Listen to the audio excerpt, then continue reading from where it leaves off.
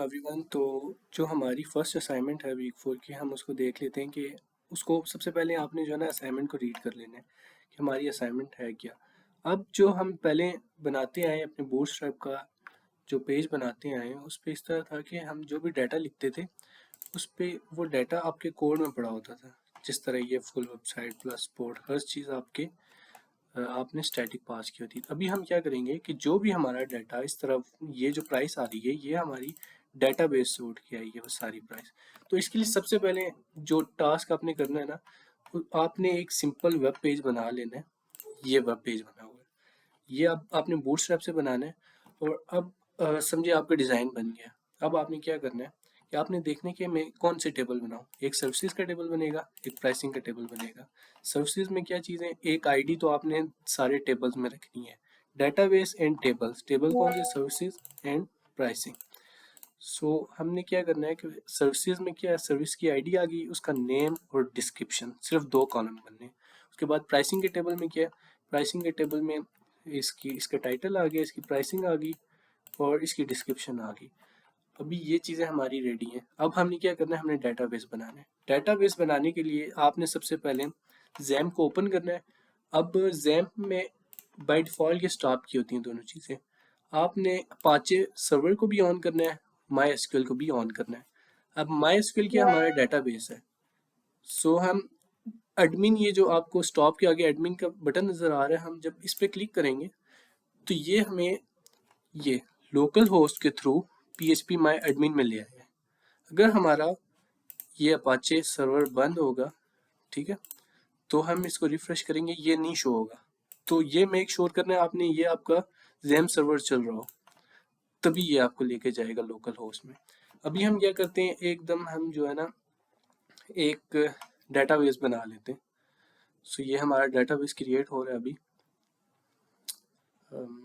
ये ले रहा है टाइम। अब डेटाबेस का आपने नाम दे देना शॉप, ठीक है। क्लिक करेंगे आप क्रिएट पे, आपका डेटाबेस बन जाएगा।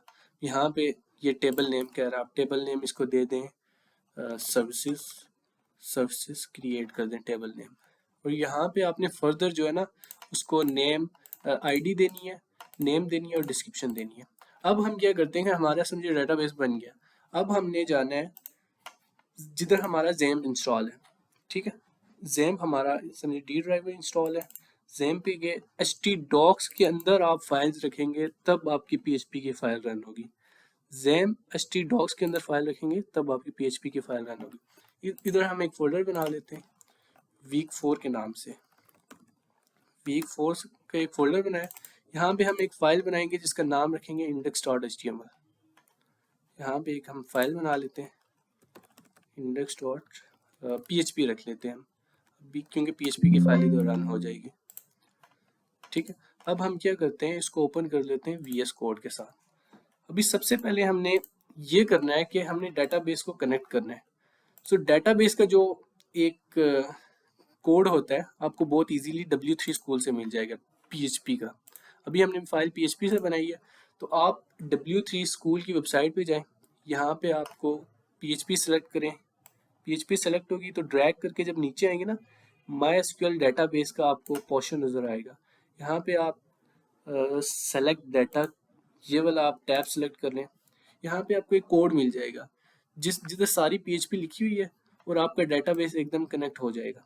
सो यहाँ पे हम आके इसको कॉपी कर लेते हैं और ये पेस्ट कर देते हैं इधर। अब जब हम फाइल अपनी रन करेंगे तो वो हमें देगी एरर, ठीक है। अब एरर से आपने घबराना नहीं है, आपने एरर को रीड करना है और उसको सॉल्व करना है।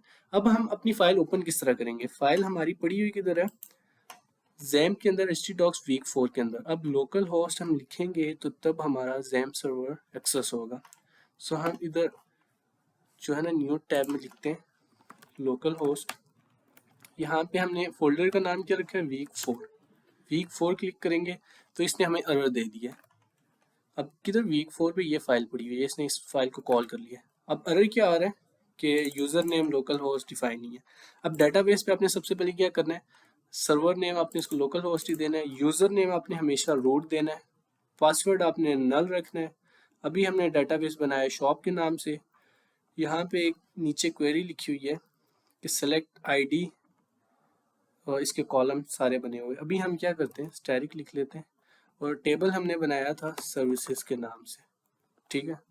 और यहाँ पे इसको भी हम जो है ना कमेंट कर देते हैं इस कोड को। हम सिर्फ ये देखेंगे कि हमारा जो है ना डेटाबेस का कनेक्शन बना है या नहीं बना। तो अभी ये हमें वापस एरर दे रहा है कि शॉप डॉट सर्विसेज जो है ना आपका डेटाबेस नहीं बना हुआ। अभी हम अपना डेटाबेस चेक करेंगे, उधर हमारा कौन सा टेबल बना हुआ है। यहाँ पे शॉप के अंदर कोई भी टेबल नहीं है। आपने मस्ट उसको एक ना एक कोई कॉलम दे देना। हमने आईडी दे दी है और हम गो कर लेते हैं अभी, ठीक है, सेव कर लेते हैं। अभी हमारे पास सिर्फ आईडी का कॉलम बने, बाकी आप सबने बना लेने। सो अभी हम यहाँ पे आईडी को सिलेक्ट कर लेते हैं। टेबल हमारा बन गया सर्विसेज का। अभी हम वापस जाते हैं जिधर हमारी फाइल ओपन है। हम इसको ये देखें, ये इसका मतलब है ये जो PHP का कोड है वो रन हो गया। अब इसी PHP के फाइल पे आपने जो आपका पेज है बूटस्ट्रैप का, इधर डालना है। यहाँ पे आपने कनेक्शन बनाना है अपने डेटाबेस के साथ, और उस बूटस्ट्रैप के जो कोड है HTML का, उसके अंदर आपने इस तरह से क्वेरीज लिख के अपने डाटा को सिलेक्ट कर लेना है। ओके।